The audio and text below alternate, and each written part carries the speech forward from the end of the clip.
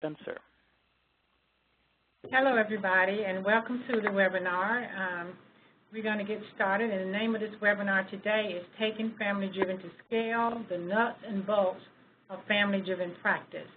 And this webinar is sponsored by the Technical Assistance Network, and the National Federation of Families is a partner with the Technical Assistance Network. So in our role as TA partners, we're providing this webinar. So we're going to get started. First, I always like to get started telling everybody a little bit about the National Federation, and I hope that most of you are familiar with us. But we're a national family-run organization, and what we mean by family-run is that we're comprised mostly of parents and caregivers and youth consumers, people who have what we call the lived experience, who have or who are raising children with mental, emotional, behavioral health challenges. And the Federation's vision is through a family and youth-driven approach, we want to make sure that children with any type of emotional, behavioral, mental health challenges can get all of the supports and services they need so that all of our children can grow up healthy and that they all can maximize their potential. And so the National Federation has what we call a threefold mission. And part of that mission is to do advocacy at a national level. And we do a lot of work around advocacy and education of our legislators. And many of you know that May is Mental Health Month, and the first full week in May was Children's Mental Health Awareness Week. And so we did a lot of advocacy and support on Capitol Hill. We had a legislative briefing and a press conference where we really do tend to really educate and advocate around children's mental health. And then our second part of our mission is to provide leadership and technical assistance to a nationwide family-run organizations that we have. The Federation has about 130 to 140 chapters. Some are statewide and some are local. And we have about 25 or 30 partners within the organization. And then it's to collaborate with family-run and other child-serving organizations to help really transform our mental health care system in America. Hi, everyone. This is Marina, our host, and I'm going to just talk a little bit about the goals for the series. In our first webinar, we presented the context of the term family-driven, and today we get down to the nuts and bolts. In August, we're going to present a new self-assessment tool to use in your community to assess the strengths and needs of the family-driven goal. So today, we're going to provide some practical examples and indicators of family-driven practices, and these are required by your initiative agreement with SAMHSA and are necessary to achieve a successful system of care. Family participation is tied directly to successful sustainability. So we're going to start off because we always like to know who exactly is on the line. I know that there are at least 58 of you, or at least 58 lines anyway open. If you could answer the first poll question, what role do you play in your system of care? If more than one person is listening, choose each participant's major role. Please click Submit to submit your answers after you've picked them.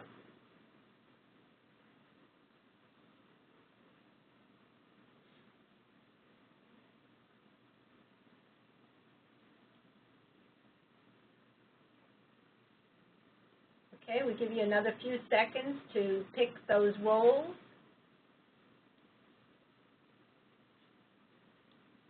And Adam, I think we can probably close it.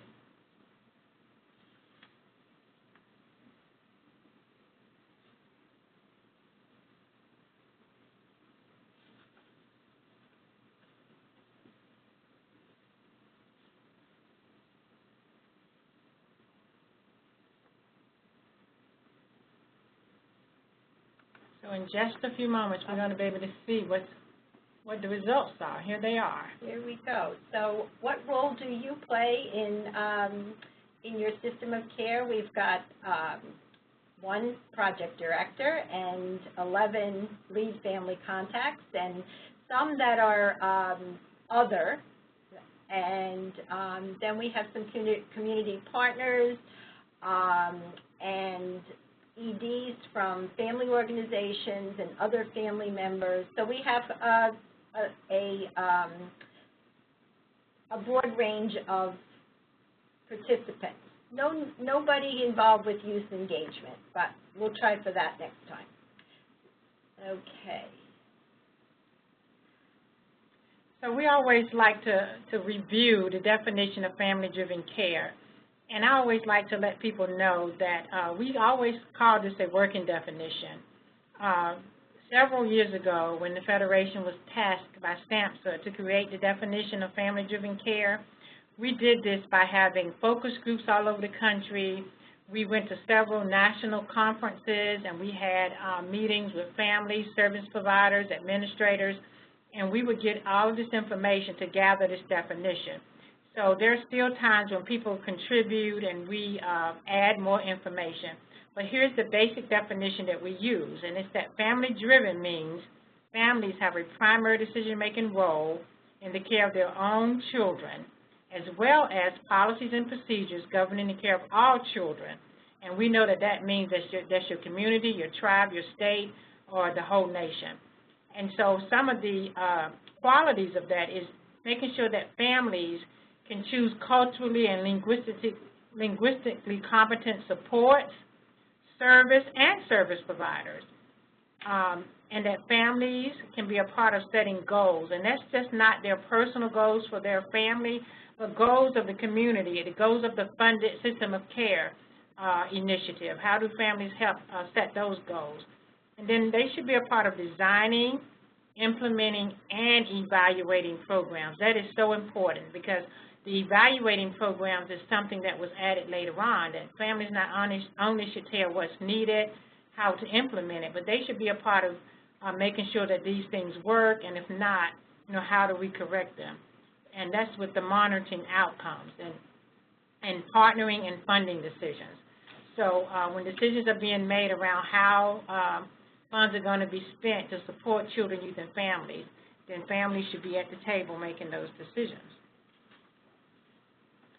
So right now, we want to take another quick poll, and the question is, who is currently responsible for developing family-driven practices in your community, where you are right now?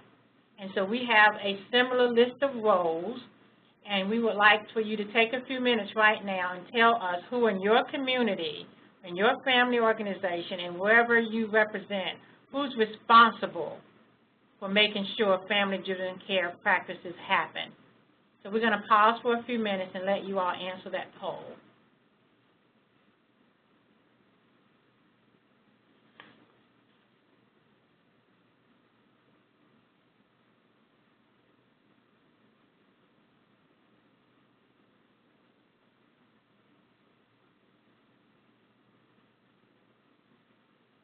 Okay, Adam, if you think that the poll is ready to close, you can close it.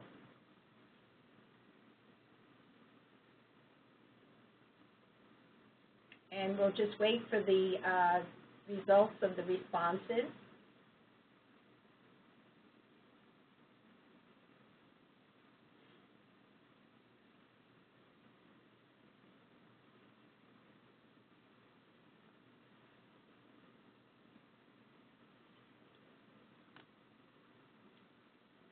Okay. Very interesting results. We see that there's quite a few of you think it's the project director or principal investigator. Many more of you think it's the lead family contact. Some of you think it's the community partner or the executive director of the family organization. I'm really excited to see a lot of you think that it's other system partners. And some of you think it's no one's responsibility, and that may be a little bit of a trick question. But it's what we really want to get to here is, first of all, we think that it's everybody's responsibility, within a community or an initiative to make sure that family-driven practices happen, along with all of the other values around youth engagement, culture, and linguistic competence. We think everybody should take the initiative to make sure that happens. But the other thing is that's so important is that in communities, it still needs to be certain people's jobs to make sure that that happens. And that job should not always be assigned to the lead family contact, and it should not always be assigned to the executive director of the family-run organization. Certainly, those two roles play a major part in this, but we think that it should also be assigned to other leadership within the System of Care initiative. So maybe it should be the project director, or it should be assigned to some other community partner that will work in partnership with those family leads and with those executive directors of family-run organization to make sure that it's a joint effort to make sure that all the practices that's happening within your system have an element of being family-driven.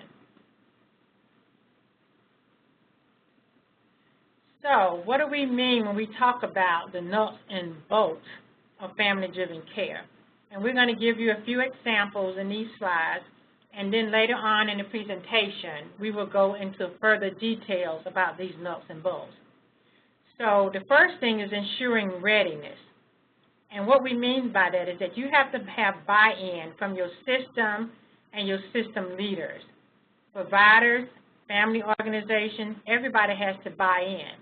And what we mean by this is buy-in has to happen from the top down, and it has to have buy-in from the bottom up.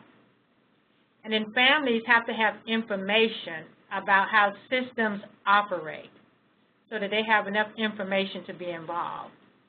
System leaders and providers participate in trainings about working with families in this system work. And then it has to be ongoing.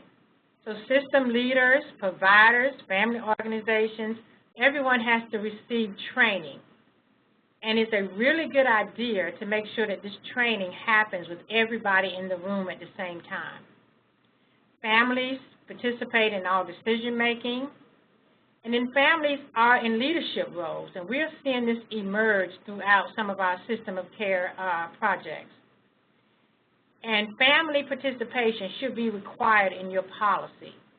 So if it's a policy, if it's stated in your rules and regulations, then it really makes sure that it happens and that family members are full partners.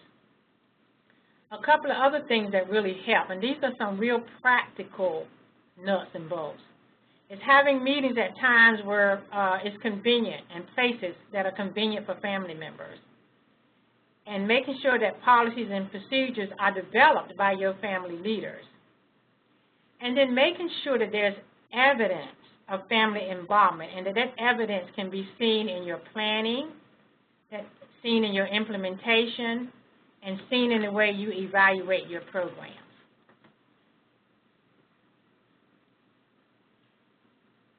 So how do we ensure readiness? The success of any change, and this is a big change when a community goes from regular way things have always been to being family-driven. The success of any change in practice and policy depends on a strong foundation. So these first items will help to build that strong foundation. So some questions to think about are there system leaders who are champions of family participation? That would be an indication that there's buy-in in the system. Is there understanding and buy-in by the providers?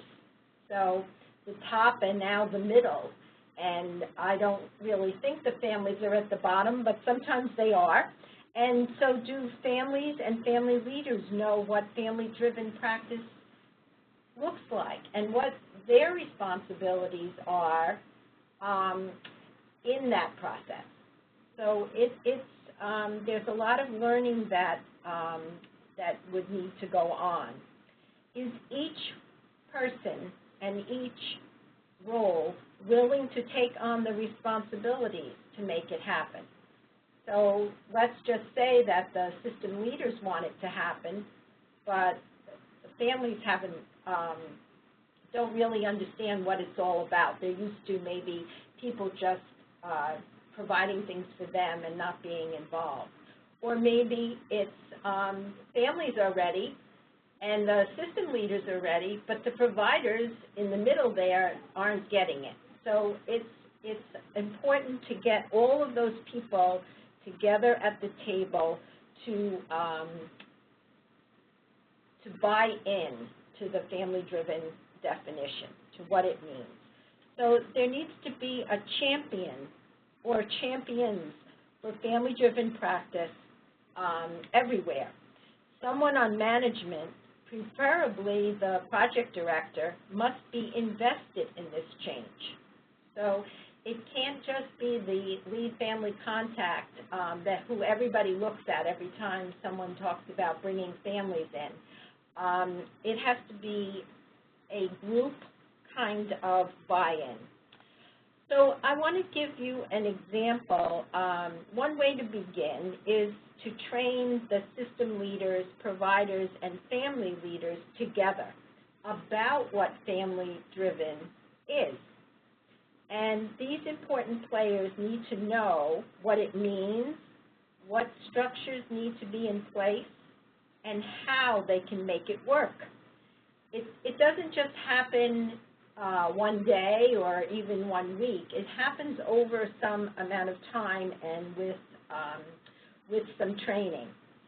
Everybody hears the same message and agrees to take intentional first steps. So when that is achieved, then training together. So in other words, now the lead family contact and the system leaders and the providers have all got a good idea of what family-driven practice should be and what they want it to be in their community. And now the family, the provider, and management teams can go out together to the community to tell the community and teach the community about what systems of care is and what family-driven means and is going to look like as they move forward. So that's one of the basic steps. I want to talk a little bit about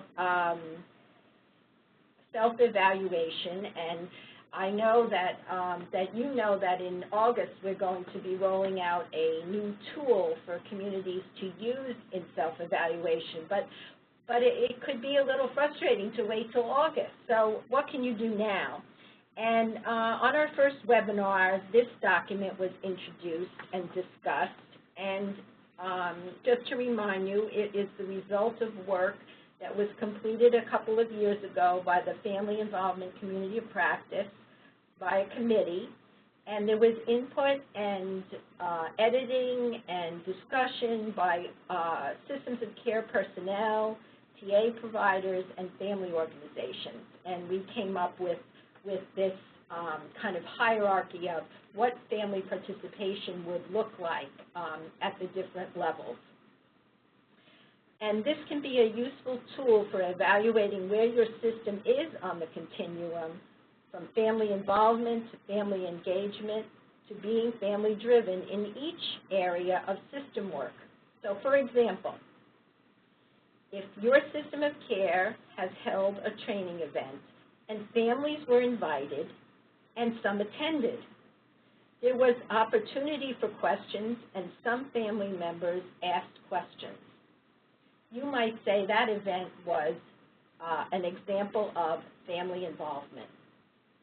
Now, if all those things were true, and if the training was a result, the topic of the training was a result of families' opinions of what they wanted to know about systems of care or some other topic, and it took place where and when families could easily attend, all of those things together would probably make the picture a picture of family engagement in system of care.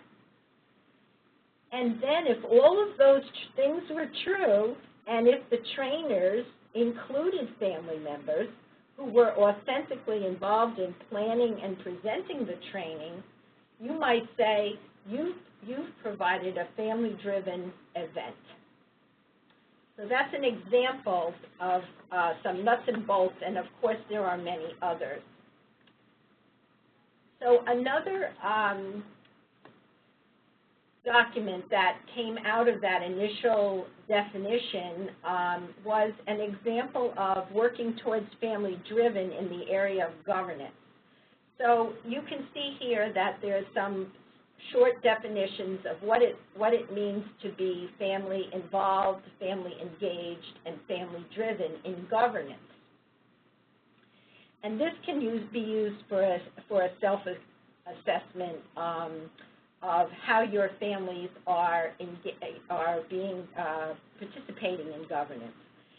So you could use the definitions that are in the circles and ask yourself, well, is that happening? Which part of our governance is it happening that it's family involved or family engaged or family driven? The other thing you can do is use the items in the boxes for your questions. So, for instance, in the bottom left corner, it says family members are given support to enable them to fully participate in governance.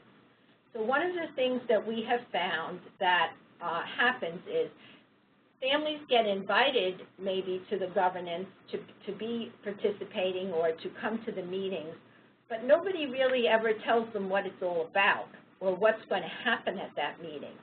And some family members aren't used to going to those kinds of meetings or may feel intimidated by some of the other people who are on the group who seem to know everything that's going on.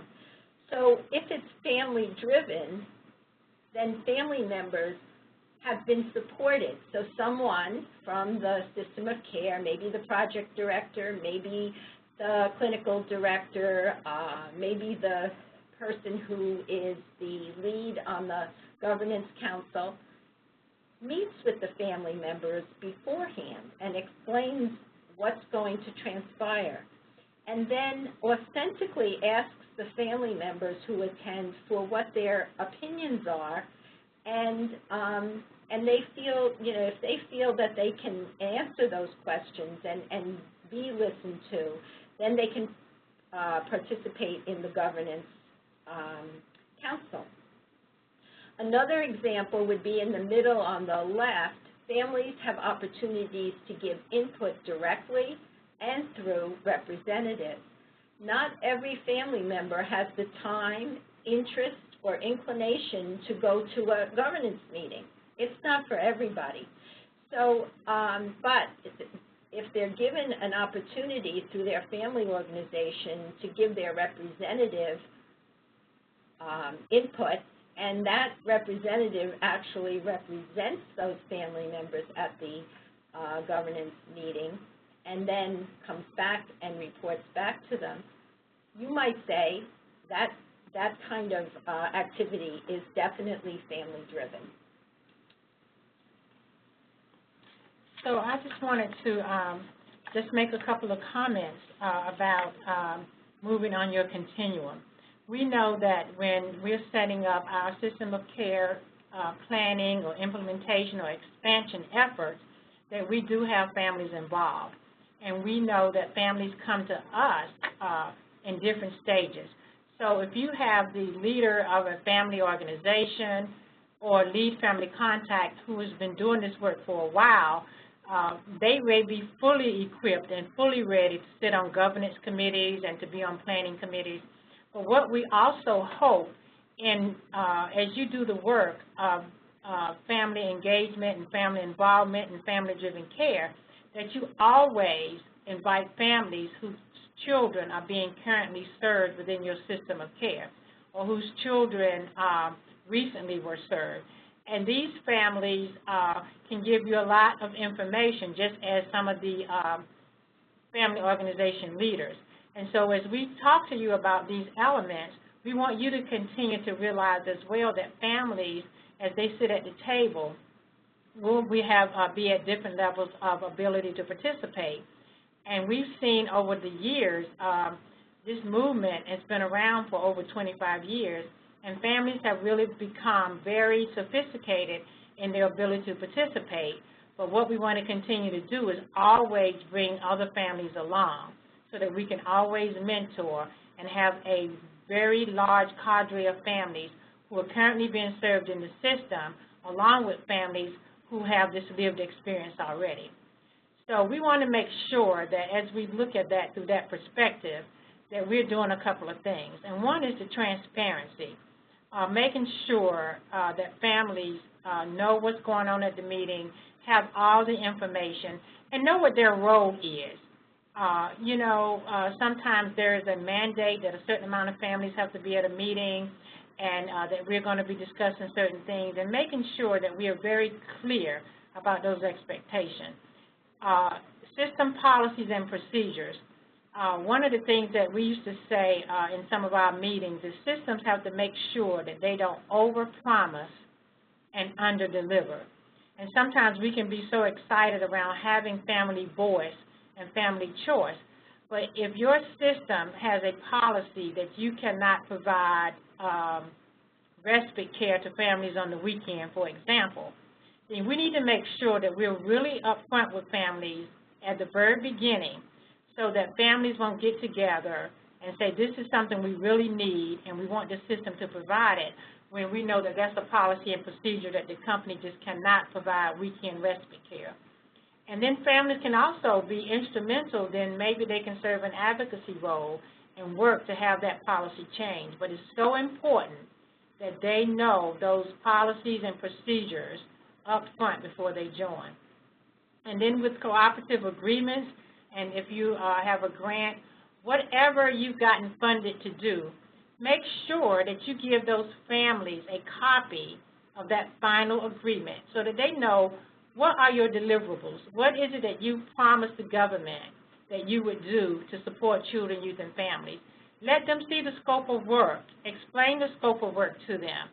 Let them know what your parameters are, what age group you're working with, all of those things that are important.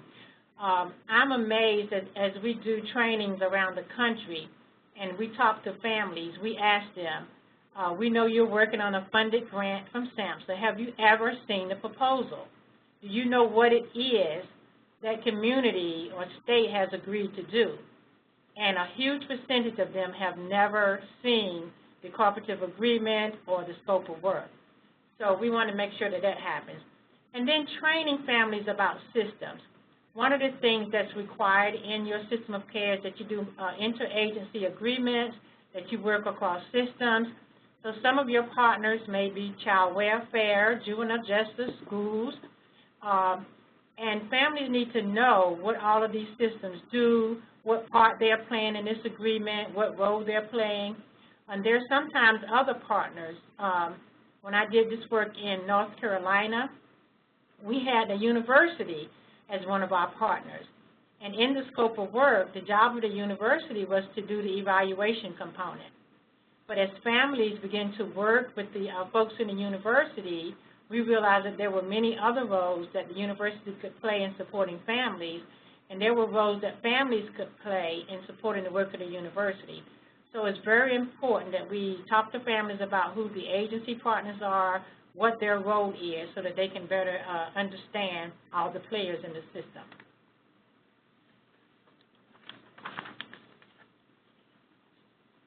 And so another thing to think about is system leaders and providers participating in training. And one of the things that's so important is making sure that as we train, and I said it before, make sure that you're training families and providers at the same time so that they're getting the same information. Because providers can really learn from families about what works and what doesn't work. And when you're doing the trainings, you know, avoid rhetoric and acronyms and learn about what some significant gains have been. Now, this works both ways. A lot of you all have been working in systems of care for many years, and you really know what programs have been successful, you know what strategies have worked around engaging families, and so you need to not start from scratch every time we start a new program. But please always remember what has worked, and then ask the families the same thing. You know, what has worked within this program for you? What things do we need to keep? And then I think you should also ask them what things were not very helpful. And maybe these things we don't need to continue to do within our system.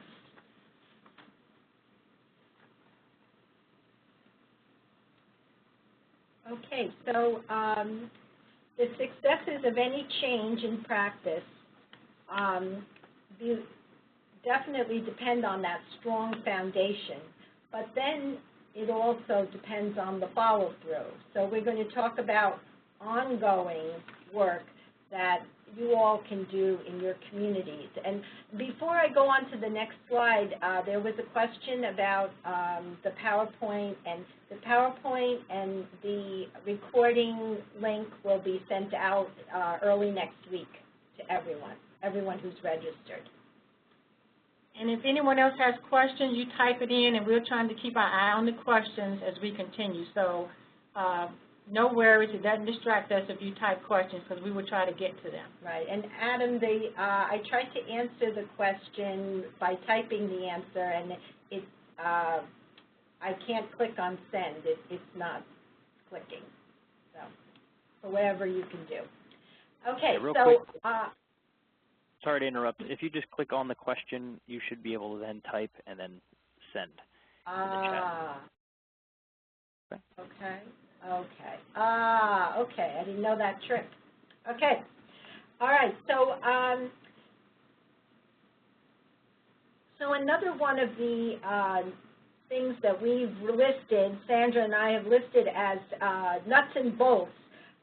System leaders, providers, family organization, and families partner to present and receive training. So I talked a little bit about that before in laying the foundation for this. But going forward, some of the things that this kind of activity will bring forward is that both the provider and system leader and the family have expertise, and they can learn from one another. It also helps to develop trust. So everyone receives the same training at the same time, and in a welcoming atmosphere, and then you start to respect and get to know one another much better. If the trainers are family members and providers and system leaders, that gives more credibility to what it is you're training on.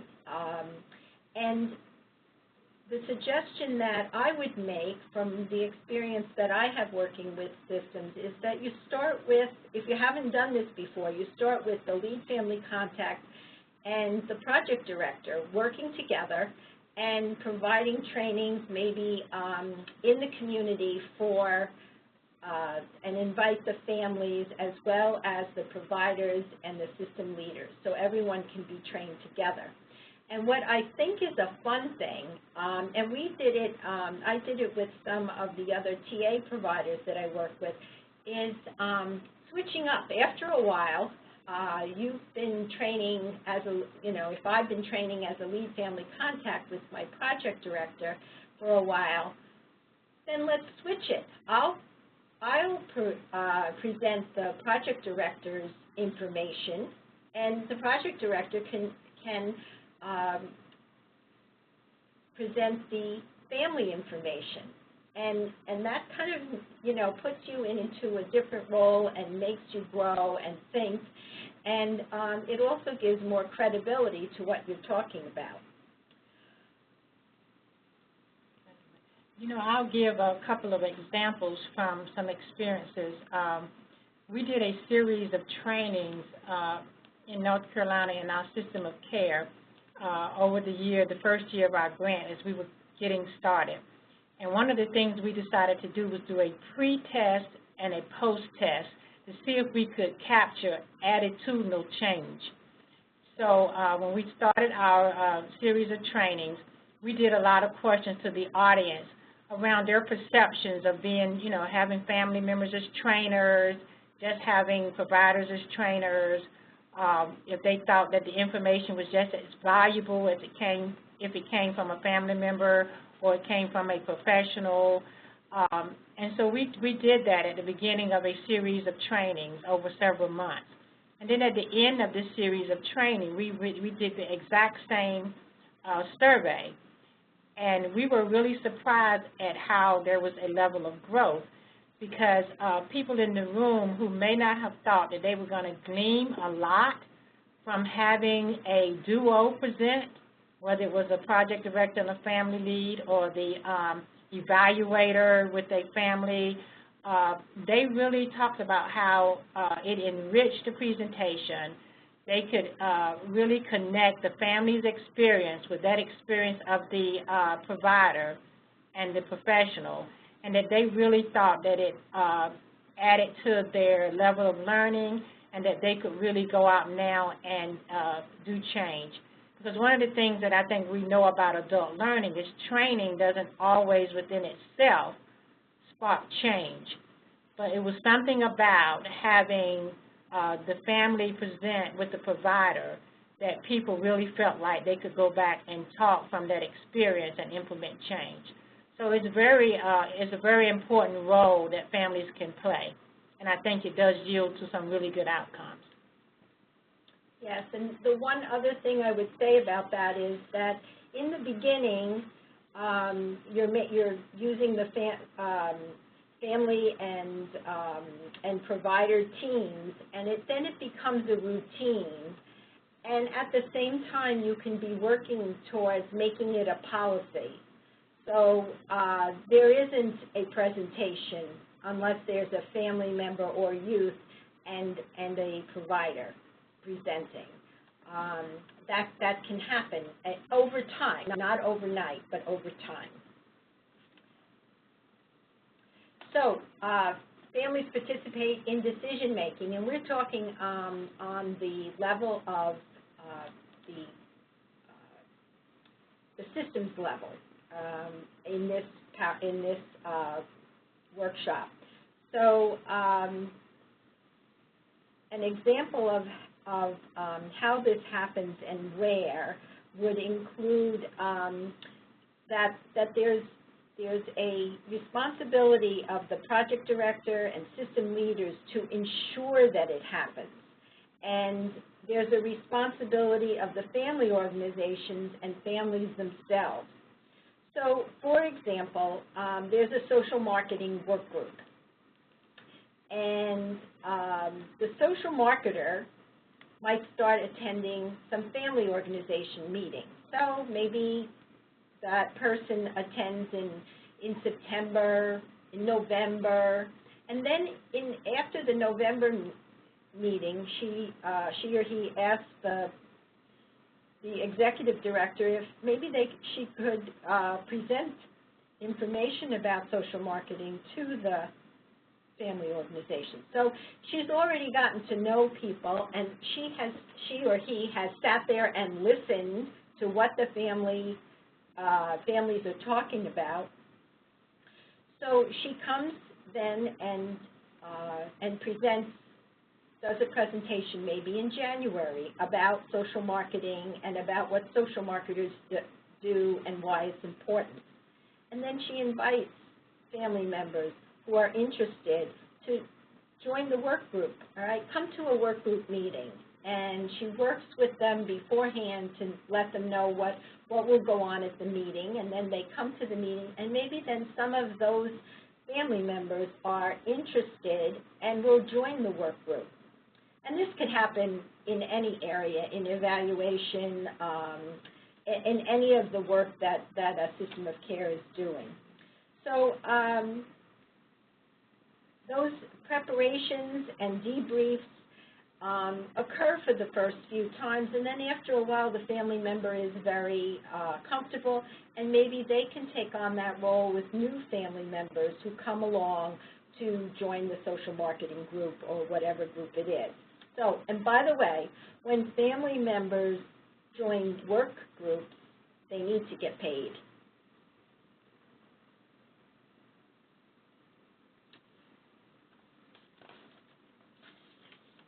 So now we're going to talk a little bit about families in leadership roles. So far we've been talking about families joining groups and being listened to and getting informed in what the system is all about. And so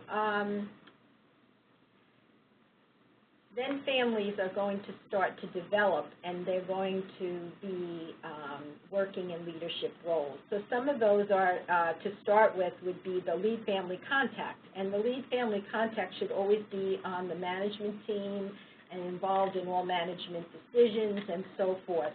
That person can bring the information from the family organization and from the families that they're working with to the management team to let kind of be the person who reports on how things are going for families. Then family leaders can hold executive roles on the governance entities. So after a while of families being on the governance, after a time, the goal should be that families become leaders, maybe the co-directors of the governance or leaders on work groups and so forth.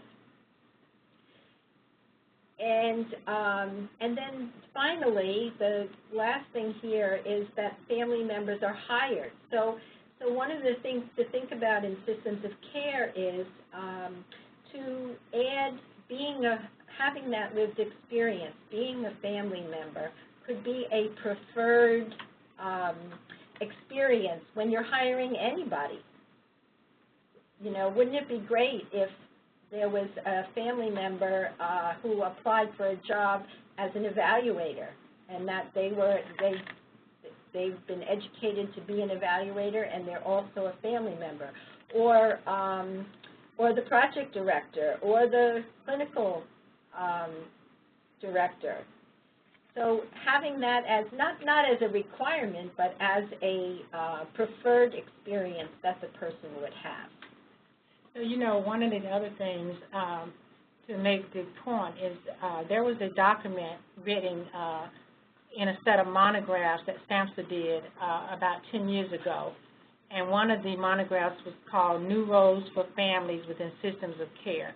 And what we found out is that families serve multiple roles, not just in a lead family contact role or not in just in an executive director of a family-run organization, but families can be intake workers with your evaluation. They can, we said they could be trainers. They could be case managers. One of the things that I want to put a plug in right now is this trend around the country of communities and agencies hiring parent support providers. And these parent support providers are hired at the state level. They're hired through family-run organizations. And the National Federation has a national certification that certifies parent support providers. So that is a definite role that families can be hired in. The parent support provider or the parent partner that they're called in some communities, these are the ones who can help other families navigate through the system, get the supports they need, talk to them about their advocacy and speaking up for the needs of their families. So I would encourage you, as you look at roles that families can play within your community, that you talk with your family-run organization in your state, that you look into how you can hire parent support providers. So we've given you quite a few nuts and bolts around family-driven care. And one of the things we want to make sure is what is the evidence of family involvement that can be seen in your program planning, your implementation, and your evaluation. And we see evidence by if a family member is serving on your management team and they have brought to you the fact that families are saying that they need summer programs for children, that children who have serious emotional disturbances have a hard time finding after-school programs and summer programs. And they say that's the main need of families in your community. Do you now see evidence that the system of care planning has now incorporated how to develop these after-school and summer programs, how to implement them so that they meet the needs of children and families, and how to continue to evaluate those programs? So that is one example of there's evidence that the family's needs were listened to, they were brought to the management team, and there was something done about it. And so we want to continuously evaluate. So it's so important that you all join the next call that we're doing around doing self-assessments so that you can see where you are on the continuum. You can make sure that you're getting to that evidence that you have family involvement. And on this screen, you can see a few small examples of how you can see that families wanted to have something done and it was changed. So you know we always say nothing about us without us. So it could be a policy within your system of care that you will not have management meetings, committee meetings, or any meetings where decisions are made where families are not at the table. Not just the lead family contact, but families who are being served within your target population. Then make sure that they're at the table. And then if there's a meeting where there's only one or two family members who are able to attend, then there should be a policy that maybe they have a weighted vote. So every time a family member votes, maybe their vote counts as 2 and everyone else's counts as 1. And then there should be set aside special seats that can only be filled by family members on every committee. So if these things are in policy, that this is the way it happens. And meetings are held in family-friendly places. Every meeting doesn't necessarily have to be held within an agency. It can be held in places where families go. It can be held in a conference room at a library or at a community center, and places that may be easier for families to get there. And then what about flexible work hours so that all of your meetings don't happen between 9 and 5? And we know that most people work the hours of 9 and 5. But some of the families that you may need to participate may have other jobs, and so we may have to have Saturday morning meetings or dinner meetings and things like that. And then what about making sure that we honor the family's culture, making sure that we do meetings in a way that really can honor families, make sure they're validated, make sure that they're listened to, and those kind of things are really, really important. We just wanted to tell you about another opportunity, and you'll see on the next slide that we really want to work with each of you and how you make sure that you are moving along the continuum, that you are really taking care of some of the nuts and bolts of family-driven care. So you see 4 dates on this slide where we're going to do some learning exchanges. And what we want to have happen is 2 things. We want to hear from you what important elements of family-driven care you would like for us to really focus in on in these learning exchanges.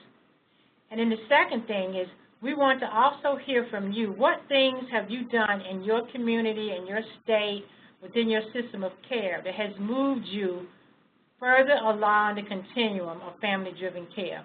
We would like to really have some peer-to-peer learnings, communities and states learning from other communities and states about what you've already done that really moved you further along the continuum of operationalizing family-driven care.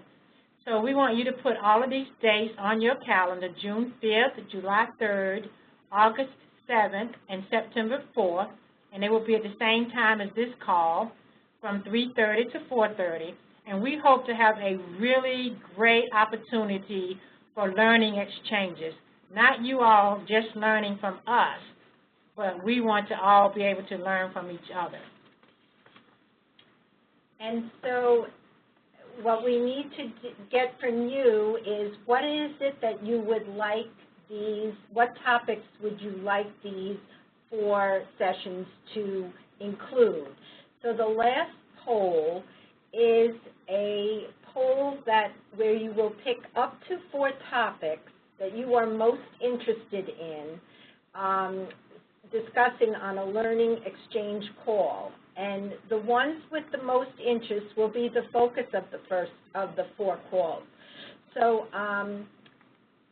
if you can take a look at what's there, what we have listed, and pick 4, and if there's more than one of you there, let one person do the answering, and I'm going to send out this as a survey that you can take for those who weren't able to join the call or who were, there's more than one person in the room. And so let one person answer, and then when I send it out, just the people that didn't get a chance to answer can send me back some what their choices are. But let's take some time now. There's a lot of them, so we'll give you the remaining time, maybe another minute or 2 to answer these. Pick 4.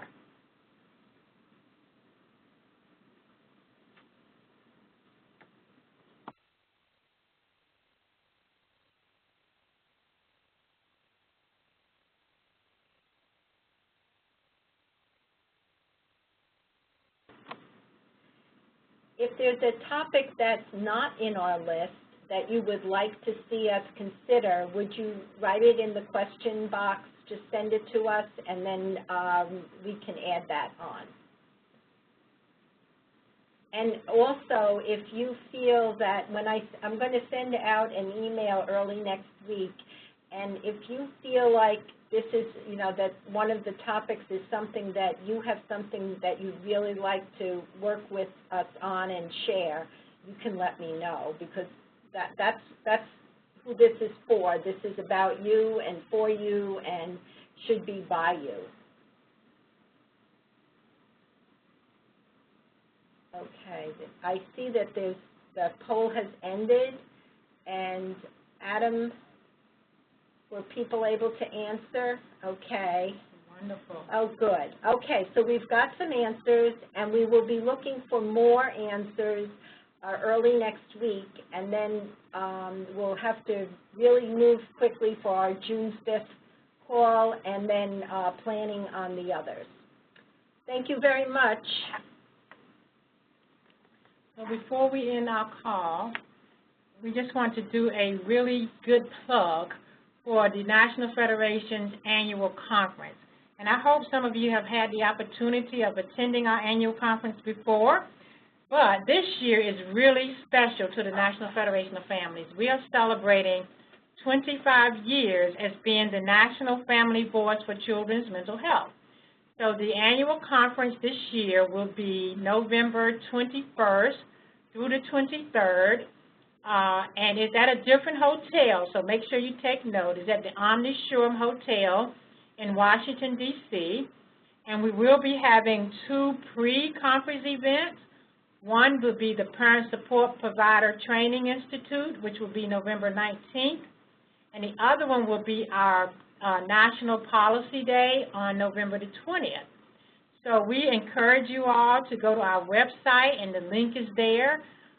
For good information about the conference. The call for presentations has just gone out, and we hope that many of you would submit proposals. The theme this year, we're sticking with the same theme that we did for Mental Health Awareness Week, and it's called Building Circles of Wellness. We really want to talk about what we mean by whole health, not just looking at mental health, but how do we help our children, youth, families maintain whole health and wellness. And so we're really excited about this year's conference. We hope that you all will go to the website and review the call for papers and send those in, and we hope to see you guys at the conference. So we will stay here to see if there's any more questions that come up in the Q&A box. We would really like to thank everybody for joining us in this webinar today. We look forward to the learning exchanges. Those are going to be discussion groups and peer learning opportunities, so we hope that you all will join us for that. So we'll wait a few more minutes for questions, and we thank everyone for joining us today. Have a great Memorial Weekend.